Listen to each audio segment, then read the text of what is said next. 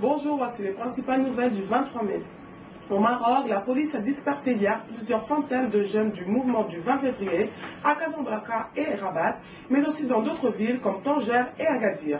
Les manifestants demandent d'importantes réformes politiques. En Libye, le chef de la diplomatie européenne a promis hier aux rebelles que les 27 les soutiendraient aussi longtemps que souhaité. En Égypte, l'agence des statistiques a annoncé hier que le nombre de touristes a diminué de 46% au premier trimestre de 2011. L'agence a précisé que 1,8 million de touristes ont visité l'Égypte durant la période de janvier à mars, contre 3,5 millions durant la même période de l'année dernière.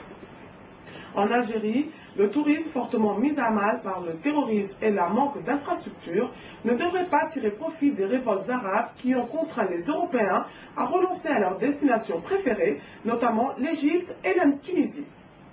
En Côte d'Ivoire, le président Alassane Ouattara a annoncé que le Premier ministre Guillaume Soro serait reconduit dans ses fonctions.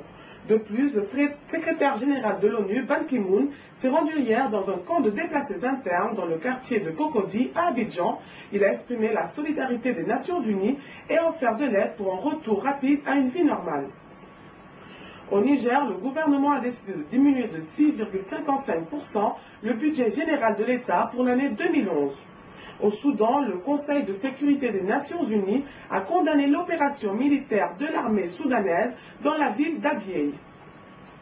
Et en RDC, le ministre de la Communication et des Médias et porte-parole du gouvernement a affirmé hier que le gouvernement n'a pas négocié avec les rebelles Hutus rwandais des forces démocratiques pour la libération du Rwanda.